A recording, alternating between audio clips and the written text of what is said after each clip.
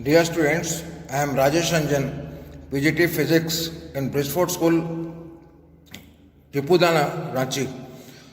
Here in this class, I shall discuss how we can measure the diameter of a thin wire using an instrument called screw gauge and volume of the wire using a screw gauge.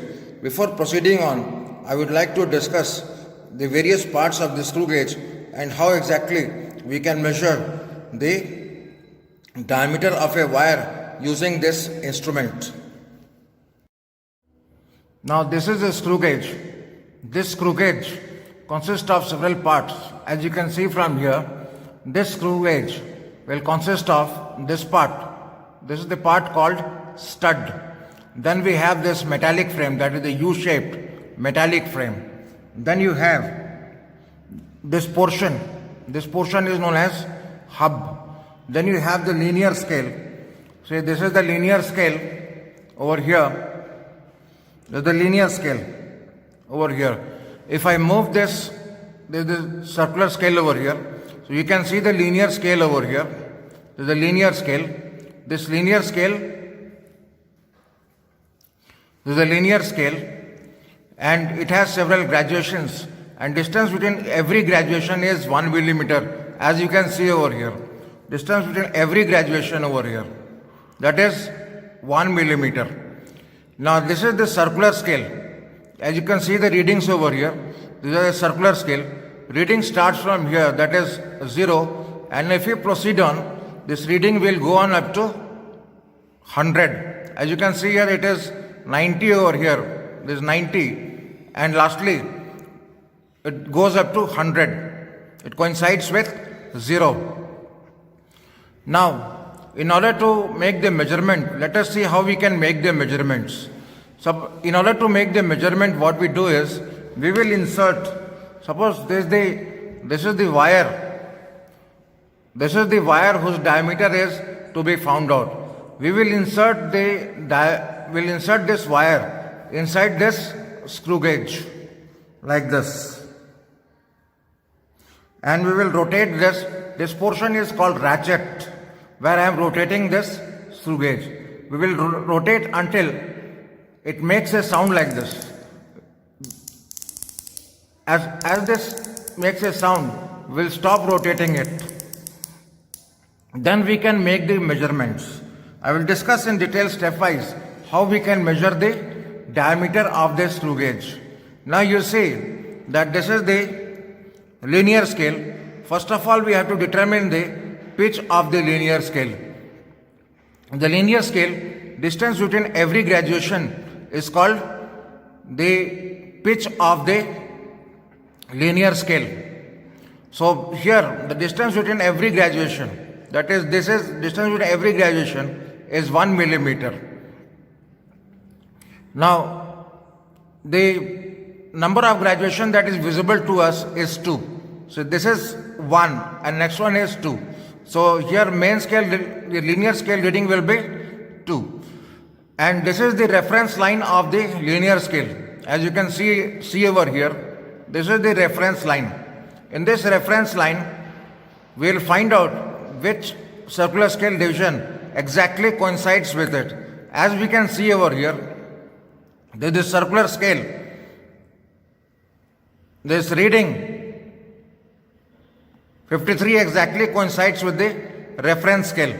I will show you using a magnifying glass. This is the magnifying glass. Now using this magnifying glass, you can exactly find out which division is exactly coinciding. So using this magnifying glass, you can exactly see that the reading 53 of the circular scale exactly coincides with the reference scale of the reference line. So circular scale reading will be 53. So we have got two readings over here. I will write here that the main scale reading is, or linear scale reading, linear scale reading is equal to 2 millimeter. Then I have written here that circular scale reading is equal to 53. And before that, we have to find the least count of this screw gauge. Let us find out what is the least count of this screw gauge. So, least count is the minimum length that can be measured using a screw gauge. So you can write here that the least count is equal to pitch divided by number of divisions in the circular scale.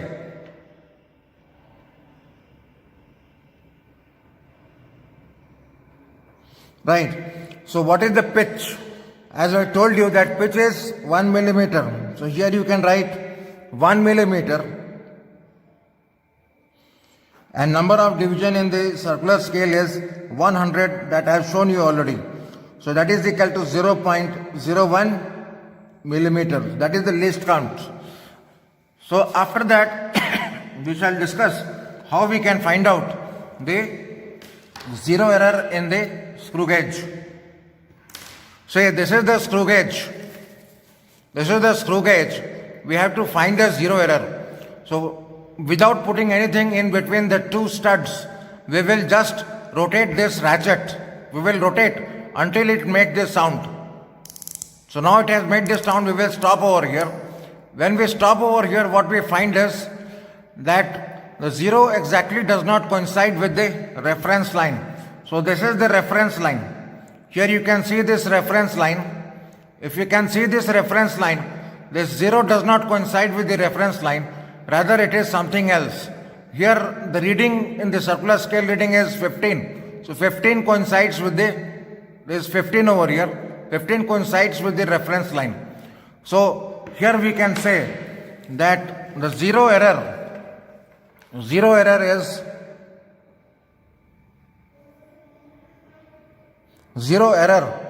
is equal to main scale reading plus circular scale reading multiplied by least count. So main scale reading here was 0 and circular scale reading was 15 and the least count was 0.01. So that is equal to 0.15 millimeter. So we have found out the zero error. Now I have already told you how we can find out the diameter of a wire. So I will repeat that once again. As I have told you here that the linear scale reading is 2 millimeter and the circular scale reading is 53.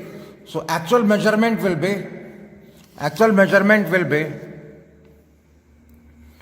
the linear scale reading plus circular scale reading multiplied by the least count.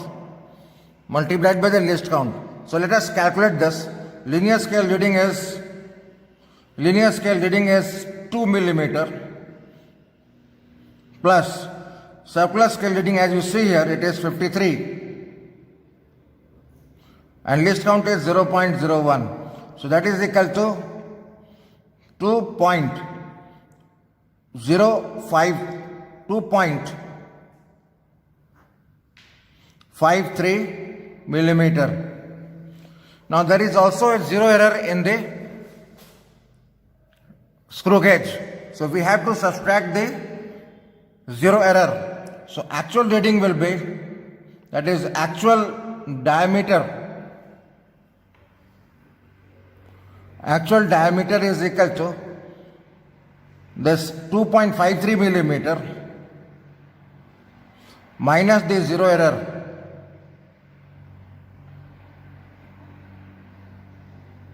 So that is 2.53 minus zero error is 0.15 millimeter, right?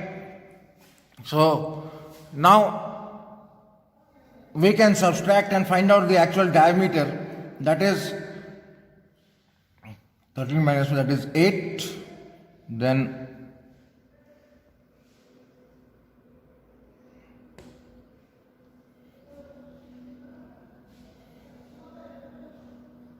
so this is 2.38 millimeter. So this will be the diameter of the wire when it is measured at a particular place.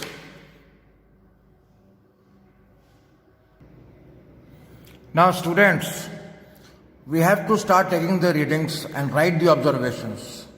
So put the wire in between the studs and close it like this. When the ratchet will start making the sound, we will stop this.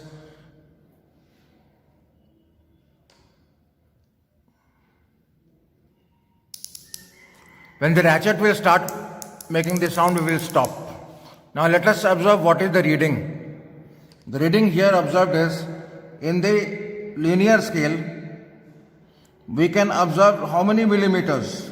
In the linear scale, if we observe, let us use this convex lens for that.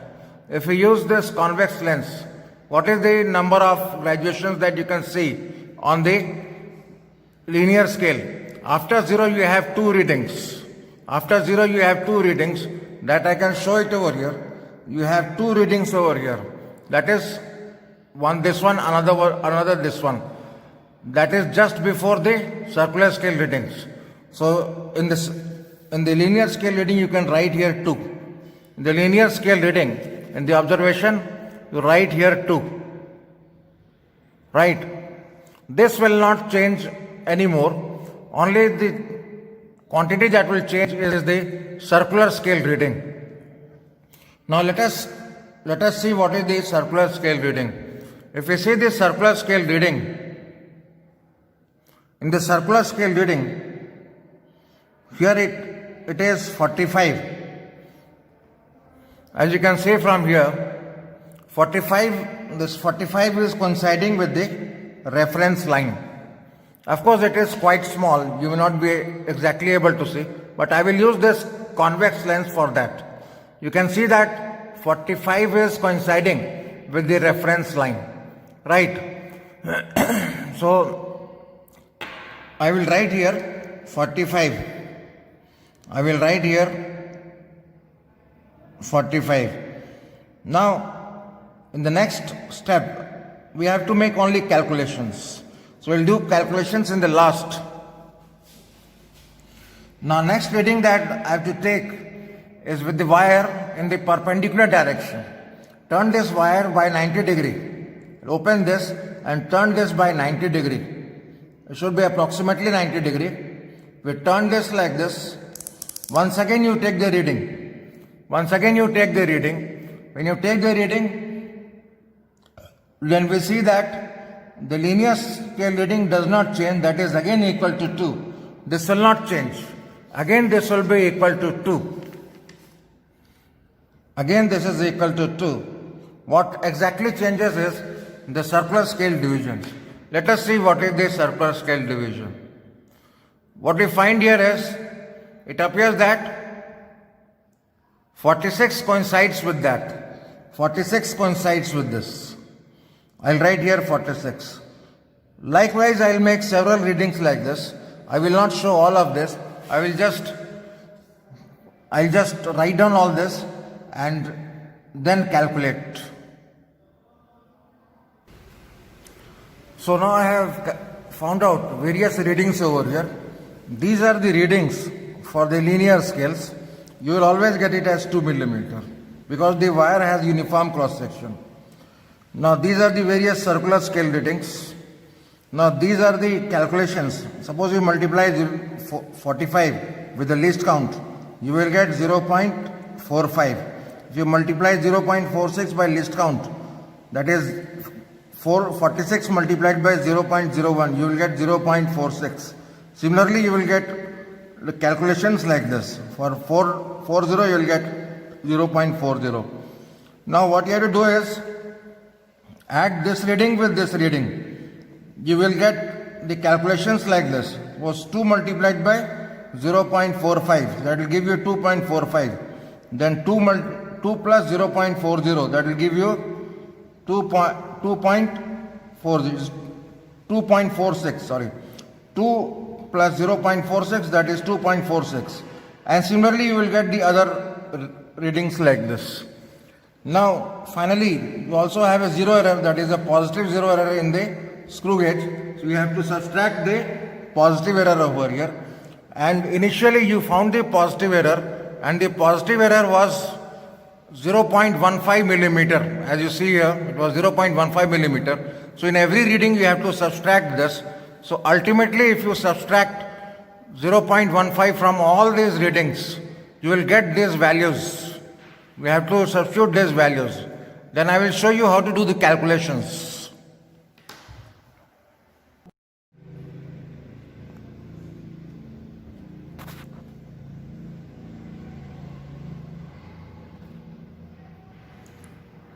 So here, these were the various diameters that were obtained. So in all there were 8 readings.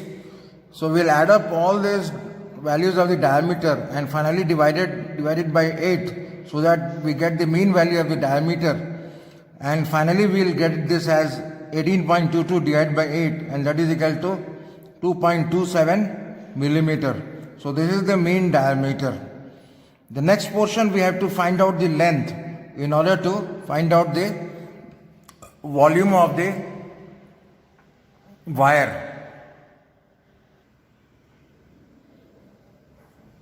In order to find out the length of the wire, we'll keep one end of the wire at the end of the scale. Here we have the zero reading. So we'll keep it at the end like this, hold it like this, and find out the length of the wire. As you see here, the length of the wire comes out to be 5.4 centimeter. So it is 5.4 centimeter in terms of millimeter. It will be 54 millimeter. So we can write here that the length of the wire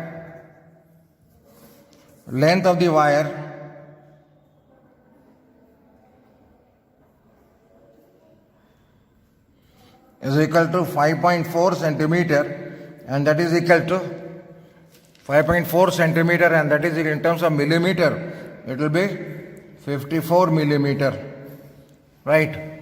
So we have found out the diameter, we have found out the length of the wire, and similarly we can take 2 more readings like this. So we'll get, say this is L1, we'll get 2 more readings, say like this. Say it is 5.3 millimeter, and 1 more reading, say we have got 5.5 millimeter. Then we can take the average of all this. Say this is L2 and this is L3. So we have, in all we have got 3 readings for the length. So mean value of length, that is L bar, is equal to L1 plus L2 plus L3 divided by 3. So if we calculate, what do we get? We will get here 54 plus L2 is 53 millimeter, and this is 55 millimeter. So this is 53 plus 55. Total number of reading is 3, so we'll divide this by 3. So ultimately we will get this as 54 millimeter. So in order to find out the volume, what do we do? In order to find out the volume, we have to use the formula. Volume is equal to the cross-section area multiplied by the length. Cross-section area is pi d square divided by 4 multiplied by the length. If you put the values, pi is equal to 3.14 multiplied by d square. Mean value of the diameter is 2.27 whole square multiplied by L. L is 54 millimeter. So divided by 4. So this will give you the volume in terms of millimeter cube. If you want to convert this in centimeter cube, you can do that also by dividing this by 10 to the power 3. So this is all about measuring the